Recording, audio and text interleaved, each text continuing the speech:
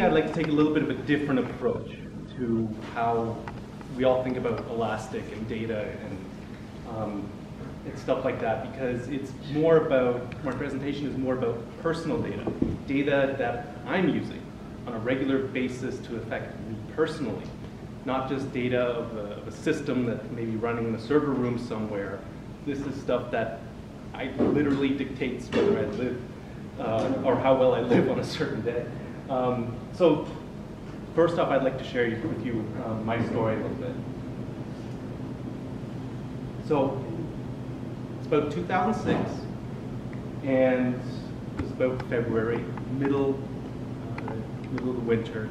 There's still snow on the ground. It's nice, cool, crisp air. I'm at school, started first year university, and I'm ready to party. That's what everyone wants to go and do when they're in first year. They're getting away from home, stayed at home, but we let loose a lot of these shackles. So now it's supposed to be party time. And it's a pretty normal Tuesday. I had just gotten over a flu a few weeks prior, and it was all right, except for this nasty thirst, which I just couldn't get rid of. It was like I was one of these cartoon characters that you saw. Every time I would drink a glass of water, I felt like I had to go and expel it within like half an hour. It was an absolutely awful feeling because I just couldn't shake it no matter how much I drank. And I also couldn't keep a single pound on. I was about 150 pounds on a good day. And for a 6', 20-year-old, I thought that was pretty skinny. Like I did run around a lot. I was a professional soccer referee at the time, and I was quite fit. But at the same time, I always felt pretty weak. So one class that I went to that day was a microcontroller class, and I remember having to get up at least three times just to go refill my water bottle and to go use the bathroom. And like it just didn't feel right. And I also had a really hard time focusing on the PowerPoint presentation. I don't remember what the class was about, like most microcontroller classes, but it was just impossible to focus. Like, no matter how much I squinted or how much I tried to figure out the words, it just wasn't happening. Plus the lack of sleep from having to get up 3 to 5 times a night to go use the bathroom, I thought to myself, okay, I have to get this checked in. So next day, it was January, not February. I went to the doctor. But I pretty much knew what they were going to say. Dr. Google's pretty good at diagnosing these days.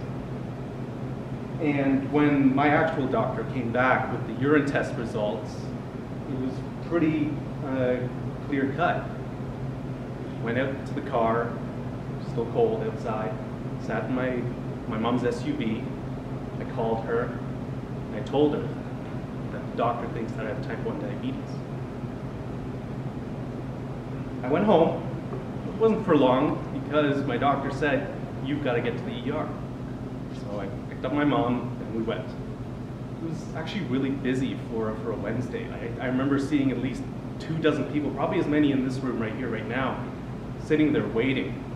I went up to the triage nurse and she got me in right away. Apparently it's serious. So I sat on a gurney that was just standing in the hallway. Like I said, it was busy. And I sat there, waited. They drew some blood, gave me a liquid IV, and they told me that they would be giving me my first shot of something called insulin. First shot. I waited for a while. 3-4 hours later, my doctor, Dr. Purden, he came and he talked to me. He scheduled me in with an appointment at the Diabetes Education Center next day.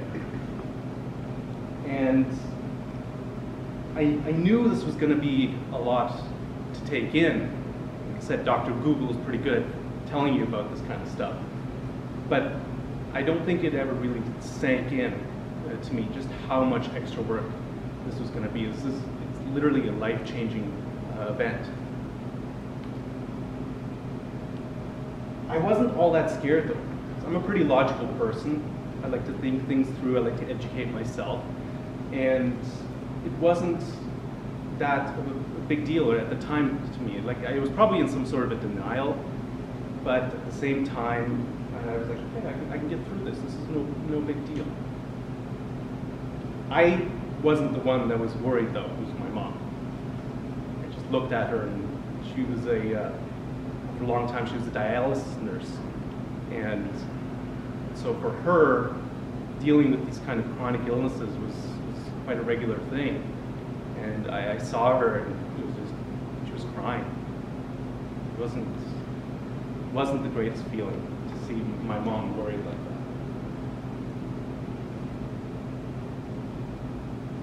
Before I go on, well, it's kind of sad, but I did want to clarify a few things, because there are two types of diabetes. Not a lot of people know this. The type that a lot of people with diabetes get is called type 2 diabetes.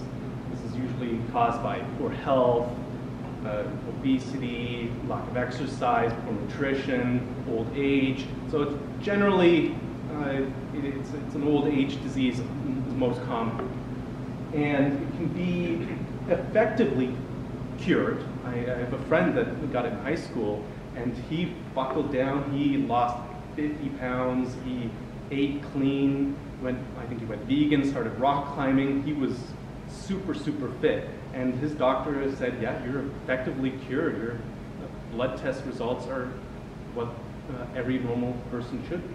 And that was great. I was so happy for him when I heard that.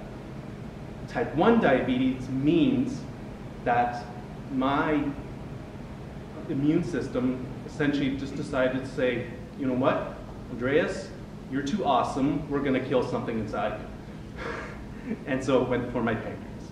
And my pancreas has these beta cells, and these beta cells are what produce insulin. So my immune system decided to kick those guys to the curb, and because of that, I now have to take insulin on a regular basis. There is no cure for this. Okay? There's no real cause for it. There's some speculation to say that, yeah, there has to be some sort of an immune response, maybe like that flu that I had, that kicked it all into action. But in general, there's probably some sort of a genetic link along the lines. It's a big mystery, and a lot of people are working on it, and a lot of people are getting pretty close to figuring this stuff out. And as they told me, what was this, 12 years ago, 5 years, it'll be 5 years until you get a cure. But as there is still no cure, I'm pretty sure this is what made my mom the most upset. So the next day was like diabetes Christmas. I received my first insulin pen. So it's a little pen that houses a vial of insulin in the handle. You attach little needles to it, and you can inject yourself by turning the dial at the top to what you need your dosage to be. They gave me a glucometer, which is a finger pricking device. So every time you prick your finger with a bit of blood, you measure how much blood sugar you have. The testing strips to go along with that, glucose tablets, a mountain of books, like I said, a big box of stuff. It was kind of cool. Being a geek, I'm like, ooh, I like things. But it was still a lot of data to take in. There's so many rules to go along with that data as well. Counting my carbohydrate intake, figuring out when I'm stressed, figuring out when I'm exercising, how that affects me. And it was actually pretty difficult at the beginning to interpret a lot of this data. And I would essentially have to be my own pancreas for the rest of my life. I did visit Dr. Purdon again at his office, and he said, don't worry about it. Diabetes is not something you die from, it's something you live with. It's true, I'm still here today. So for the next 10 years, that's what I did, is I lived. I did all the normal things that everybody else does. I got engaged to my beautiful wife, Lauren. I got a career at Agfa Healthcare just down the street where I still work today. I bought a car, I got a snuggly bulldog, it went camping, all the normal things that everybody does. All while taking my insulin, checking my blood, doing all the things, gathering all the data that would run my life, essentially. Till about 2013 at the Kitchener Blues Festival. That was about a month before my wedding. So, my wife, you saw her, she's a professional trombonist. So she loves the band Lighthouse because they're a blues band, they've got a bit of rock feel, they play all sorts of brass instruments, they're pretty killer. And at the venue, we were hanging out at the back and we got a little bit confused because we were at the tent in the park and we had to move over back to the main stage, but it doesn't matter. And so we were standing in front of City Hall, the crowd was going crazy, it was actually kind of cool. Come on in, guys. It was a perfect day. It was not a cloud in the sky. It was absolutely beautiful. But I remember just turning over to Lauren and saying, I think my blood sugars are low. Now, mind you, we just went cake tasting that morning as well. So we had breakfast cake. That was delicious. So, yeah, I turned to Lauren and I said, I think I'm low. I need to get something to eat. And all I remember was turning and then nothing. Absolutely nothing. I passed out and I fell straight on my face, more so the right side of my face. Remember, this is a month before my wedding. Luckily, I didn't break any teeth, I didn't chip anything. It was actually the nicest the fall could probably be. Just a little bit scratched. I wouldn't let my wife take any pictures of me, otherwise it would be up right now. But I just remember people trying to hand me bits and pieces of gum. I remember walking, I don't remember walking, but I remember standing at the counter at Pizza by Kitchener City Hall and giving them like $5 for a big bottle of Coke. And then after that, the next thing I remember is just waking up in my wife's car, as wide awake as I am right now. I felt fine, but we were on the way to Grand River. She was driving me to the emergency room. Got there, they hooked me up right away, and they put all sorts of electrodes on me, drew blood, gave me fluids, gave me some food, even though my blood sugars were at 22 right now. The average is about between 5 and 7 for a normal person, so I guess that bottle of Coke that I finished kind of did the trick. But I remember the ER doctor saying that you should really get an insulin pump. It could help you prevent this kind of stuff. I didn't think that that was too much of a problem because I thought I had pretty good control with my pen. And I don't think that was the big issue. The big issue that I had was the lack of data around my diabetes. So, this is just a random point of what a few days might look like when I'm doing traditional finger pricking testing, like point-in-time testing. We get little single dots all over the place, and from these dots we might be able to derive some sort of conclusions. So look at the two blue dots, for example, here and here. We might think, okay, that looks like a pretty nice trend, it's pretty steady, in normal range. That's not bad. However, maybe during this day it's a pretty big time gap. So maybe during this day I forgot to check my blood sugars. Lots of stuff could have happened in between there. In fact, my blood sugars could have dropped down into what's called hypoglycemia. When your blood sugar drops below usually about 4 millimoles per liter, that is when you start to get shaky, you start to sweat, you start to get really hungry, like you could eat like the planet. That's what hypoglycemia is. And based off of this looks quite a bit different. And the problem was the lack of data. So those were just single finger pricks, just the single instances in time. And I'm sure some of you are thinking, well, why don't you just test more often? Okay, you do it. it can be quite painful. I know this one little 10-year-old girl from my Kung Fu class. I saw her one day, and her fingers were just covered in little dots. And I felt so bad, because she also has type 1 diabetes.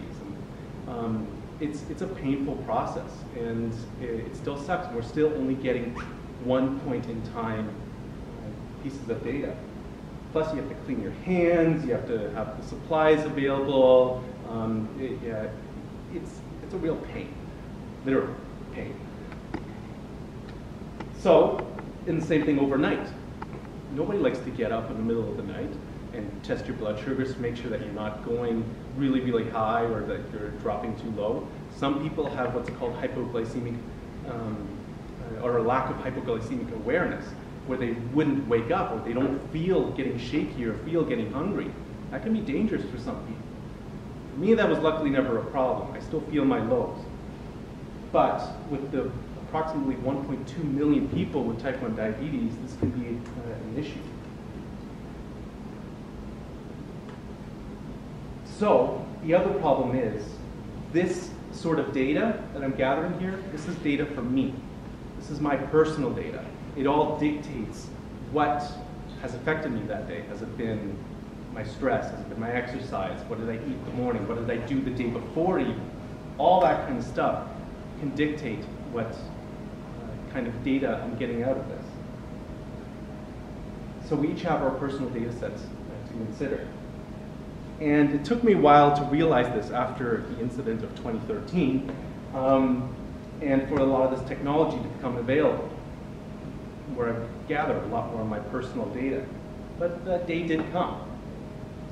And luckily the story has a good ending, because I'm still alive, I've got a lot of cool tech now, and I've got some cool things that I'm going to share with you today. So this right here, this is called my continuous glucose monitor. It's like that finger prick, except it happens every 5 minutes. And it sends the data directly to my cell phone. And from there, it can go lots and lots of different places. What I'm holding there is my insulin pump, which was the first thing I got in 2017.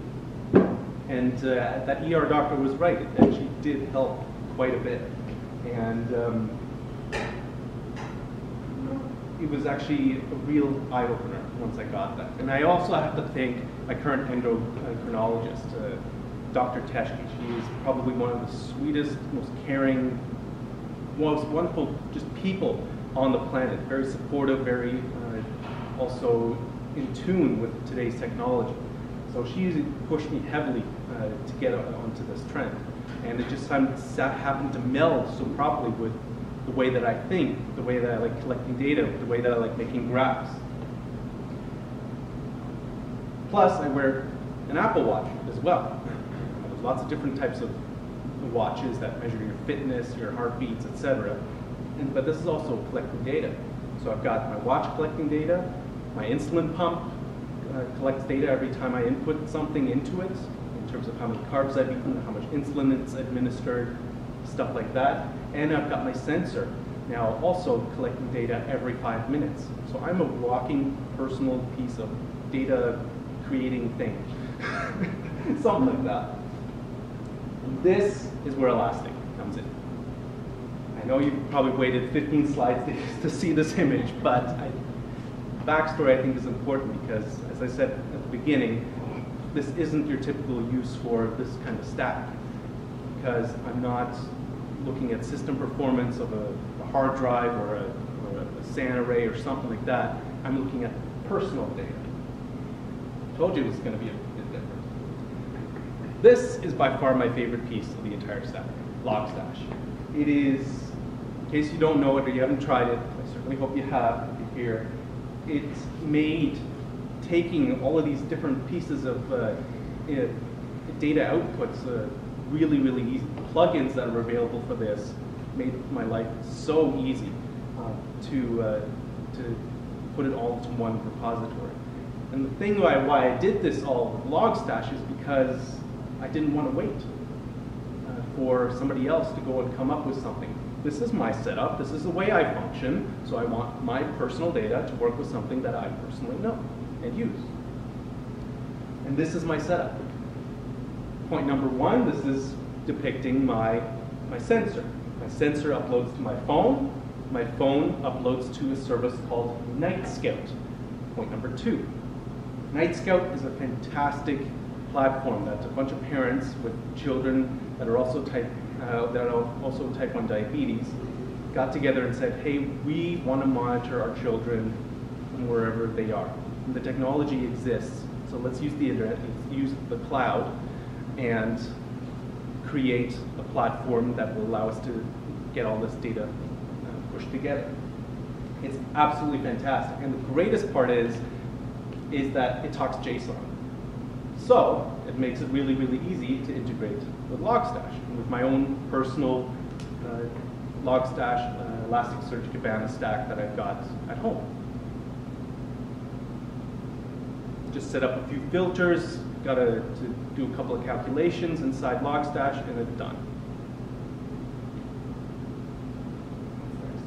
This is just that quick filter, or that quick Logstash poller that I've got set up. Essentially just using the HTTP poller to go to my specific Night Scout web URL, pulls the information down, does a bit of calculation, cleans it up a little bit, and then dumps it inside Elasticsearch. It's pretty easy stuff. Then there's the weird part. So my insulin pump that you saw in the picture earlier, it doesn't talk JSON. Now, it was a bit of a manual process where I had to upload the data from my pump into this web service that the manufacturer provides, then manually pull that back down, and then parse it. I believe they sent it down as an Excel file. I chop it up into a CSV, and then I feed that back into Logstash and Elastic. But finally, at the end, I've got the same sort of index inside Elasticsearch that I can do whatever I want with. Same thing with my Apple Watch.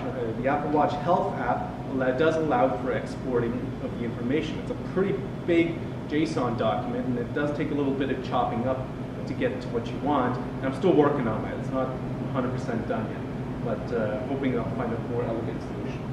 But in the end, this is how I got started with Elasticsearch.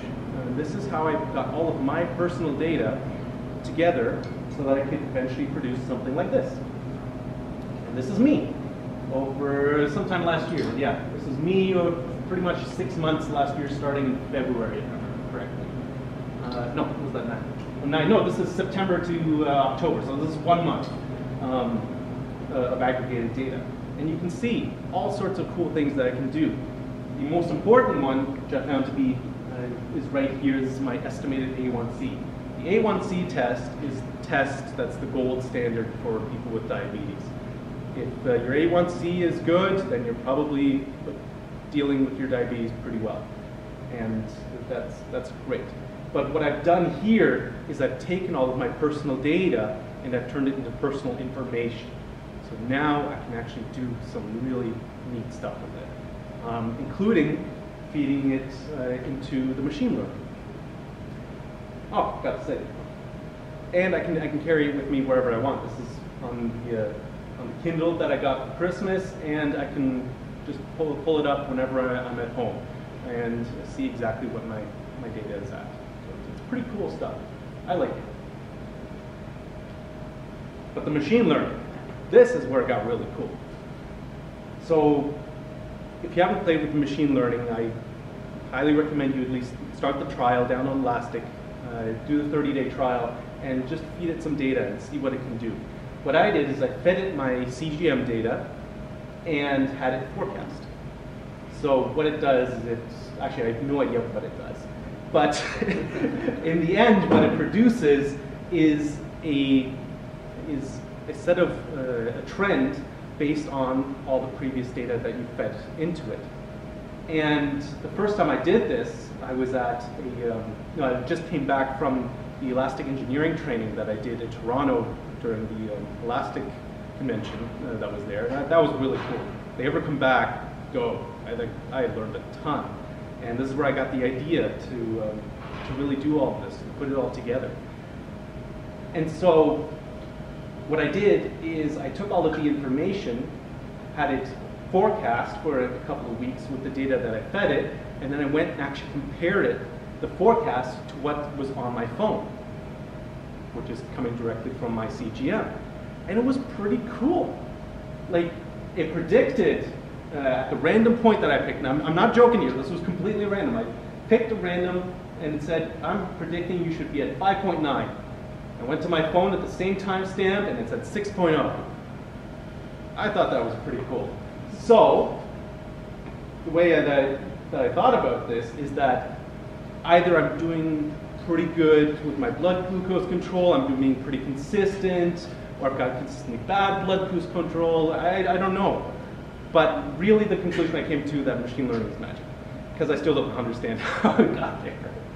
But more importantly is the trending that it provides. It's helping me identify where I need to improve my blood sugars. Are my overnights too high? Am I going too low? Stuff like that. Because that is in the end is what is going to improve my A1C test, which is going to improve my health. So I thought that was pretty neat. Plus I can set up things like alerts now, and I can have it message me when it thinks I'm going outside of what I normally am at. Now that might be a little bit overkill, but I'm a geek, so it's okay. So there's lots more that I can do with this system. This is just me touching it. Because right now, what I'm doing is I'm doing something called, just like my man crush Bruce Willis, I'm looping. And looping is a process where you take an insulin pump, have it communicate with a piece of software, which is running on my phone in this case, and I've got this little device which is in my pocket called Riley Link.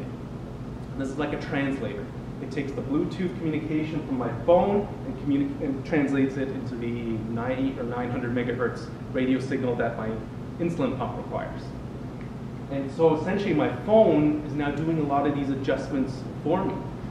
And it's actually adjusting my what's called the basal rate, which is the rate of insulin that steadily flows into me from my pump, and deals with things like stress, like right now. Or it deals with things like if I'm sick, or if I have a little snack and I forget to bolus for it, which is the one-time shot of insulin. So it can adjust that kind of information for me, and this is what's a pretty recent development for me, but this is ultimately what is going to help me control my blood sugars better. And the best part is I get even more data, because now I have to actually be pretty stringent with what I put into my phone. I have to tell it the exact amount of carbohydrates that I'm eating. I have to tell it exactly what my insulin sensitivity factors are, which is the ratio that determines how far up or down my blood glucose goes based on how much insulin I give. I have to do calculations like, what were they? I think that was, yes, I do. My correction ranges, I have to, my carbohydrate ratios, which says, okay, based on how much I eat, this is how much my blood sugar is going to rise. And this is all the data which I'm going to dump into Elastic to help me figure out these ranges better. Normally we have to do this by trial and error a little bit. We have to do fasting testing, and we have to do all this kinds of stuff to help us figure out our blood glucose levels. But if I can use a machine to do it for me, it's even better. But I'm not the only one doing this. I'm doing this because I didn't want to wait. I'm doing this because this is my personal data setup. That's why I used Elastic. There's a ton of companies out there. Tide Pool is a really big and up-and-coming company, and what they're doing is really fantastic.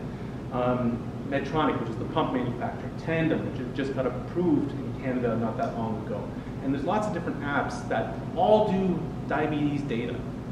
But in the end, this is something that I wanted to do for me, because this is how I have my data. And I get to play with cool things like machine learning. And I get to make cool dashboards that work just for me. And stuff like that. Like I said, I'm a geek. This is all about personal data, my personal data. So I certainly hope that none of you ever have to deal with type 1 diabetes on a regular basis, or even type 2 diabetes, because it's not fun. Sure, I make it look like, oh, I'm creating cool graphs and data, but in the end, I still have to think about every single thing I eat. When I see a piece of pizza, I think, oh God. But I love pizza, because it is, and then this is where I'm using the Elastic to help me try and figure out these ratios and these data values a lot better. So if you do know someone that deals with this, please encourage them to look at their own personal data. Look at what they're doing with that data. Encourage them to look into getting a continuous glucose monitor if they can. Not cheap, but a lot more insurance companies are starting to cover them. And it made a huge difference in my life. For the last 4 A1Cs tests that I've had, I've been in a normal range. So I'm like you muggles now. So this is pretty cool. Except I still have to wear all this stuff. But maybe then, with some luck, you or they won't have to then have their spouse yelling at you still 6 years later after passing out at the Blues Fest because you ate breakfast cake that morning. Thank you, guys.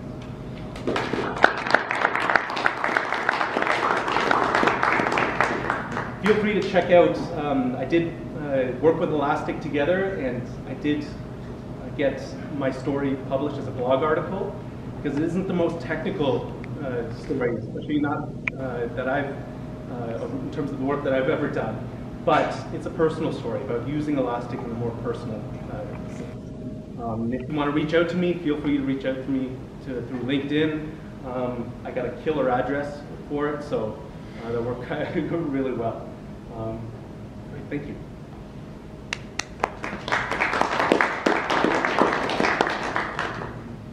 Of course, I'll take questions. Yes, yes, sir. Do you know what kind of machine learning algorithm you're using? Elastic. Well, here I was using the median as one of the parameters on the CGM. So I was just taking the median values of all of the data in 15-minute aggregation buckets, and that seemed to work pretty well for me. I played around with a whole bunch of different ones because there's a lot of customization that can be done. I don't know how the actual algorithm works in the background. It's according to what Elastic's told me, it's a lot more than just a bunch of standard deviations that get averaged together. So I'll trust that, like I said, that's magic. I'll just leave that. Did you ever have surprises of bad predictions and stuff? Oh yeah, absolutely. It's not 100% accurate. It was just neat that the random data points that I happened to pick just lined up so well. It was actually, on average, about 10 to 15% within the actual values that I had measured, which is about as accurate as a blood glucose finger stick versus a lab test. So it was actually really, really good. It was really surprising, and that's why I reached out to Elastic and said, "Oh my God, this is the coolest thing ever!" And so it was quite nice. I liked it. Yes, Miss. What do you do at EGFA, and do you work with data and work with Elastic? Yes, actually. At EGFA, I'm a systems performance analyst. So my job right now is to, a lot of the time, take a lot of the legacy data for some of our legacy systems, chop up the logs, and make pretty graphs. So that's the biggest thing, that's what got me actually into this position. I started out with measuring for this type of data for SLA contracts, but now we're using it as a regular everyday performance tool. And we did start, and I'm still mostly using InfluxDB and Grafana, but I know that EGFA as a whole wants to move more towards the Elastic stack with our future products, and so I've been working to eventually move away from Influx to get everything into Elastic as well. So yeah, that's my regular day-to-day job, is to make pretty graphs. Yes, sir. Have you built any learning into your system? Not yet. No. That's the idea, is to move ahead and to get it to figure out when I'm falling outside the norms, how to properly adjust my basal rates. There is a project out there called AutoTune, which is already supposed to take all the information from NegScout and give you a set of basal rates that are supposed to set up for your pump, but I've never found that to be quite accurate enough. And so I'm planning on taking that type of learning that's in that algorithm and applying it to here. So this is, I'm not a big programmer by education or by trade. This is more fun for me, and I just happen to get thrown into this kind of stuff. But I enjoy it, so it's pretty cool. So Yes. where do you store the data? Is it in the cloud? Or No, I've got an old server that I found on Kijiji, and it's trust me, Kijiji is awesome for servers. And yeah, I've got it hooked up at home, and that's where I dump all my data there. It's running Ubuntu, and yeah, I've got Elastic on it, on pretty much everything. It's even blocking ads in my house, so it's quite nice. But NightScout is an application that runs in a cloud platform, Heroku. Some of you might be familiar with it, and it's free to set up, and I've been using that for years now, even before I set up my home server. So it works really, really well. Yes, sir. Have you found any surprises in the data that you've collected? For example, discrepancies between, say, the data points after having a particular meal and what you were expecting from that meal? That's the trick. That's what I'm trying to smooth out, and that's not as easy as it sounds, because, as I said, there's a lot of things that you have to judge when you're taking into consideration what you're going to eat. Because if I just exercise, did I just teach my martial arts class? Did I do a class? Did I go for a run? All that kind of stuff. So yeah, there's always surprises, but that's my life. I don't think it'll ever be possible to perfectly have an algorithm run everything for me, but I want to get as close as possible. But I definitely see some surprises. For instance, this just happened the other day. I ate 2 pieces of bread, calculated it to be about 45 grams of carbs with all the toppings in my sandwich, and I gave my insulin, and I decided to plug into Elastic what my data would be, and then just to watch it. And my blood sugars went up and up and up and up. What the heck is going on? And so yeah, it definitely went up, but I don't fault the data or Elastic for that. That was most likely something else, because the subcutaneous, I think it's called, injection into the fat, which is essentially where the insulin goes, is not the most efficient process. And so this is always a bit of a guessing game. That's why this exact machine science isn't going to work, unfortunately. Yeah, I get surprises all the time. That's life. Yes, sir. Did you use Grafana for your graphs? Yes. Yeah, that was the first graph that I made was Grafana. And I still have that running on my machine at home, and I love Grafana and Influx a lot. Yeah, I think it's really, really cool, but Elastic just has a few more features, which that just doesn't have yet. Yeah, no, Grafana is fantastic too, and it can interface with Elasticsearch as well, in case you don't like Kibana. So, yeah, check it out. It's a great project. Have you shown your dashboard to your endocrinologist? Yes, Oh, yeah. I did. Yes, I show it to her every time, and as I said, she's one of the most supportive people when it comes to me playing around with my own data, and she is fantastic. Absolutely, she loves it. I give her the article that I wrote, and if it wasn't for her, I probably wouldn't be doing any of this stuff. So I definitely thank her for a lot of my geekiness when it comes to this data. Have you considered taking some of your configurations and putting them on GitHub for Yeah. others? Absolutely, yeah. Once I clean them up, for instance, that sample is on my blog of my Logstash sample, so that is definitely there and that you can use. But yeah, I'm working on creating a GitHub account after I clean all my stuff up a little bit because, as I said, I'm not a programmer. I got to put in comments. So yeah, I definitely want to share, and I'll most likely post it on my LinkedIn once I do have a GitHub up and running. Cool. Good. Any more? Awesome. Thank you guys. Thank you. We can have a 15-minute break before the next presentation.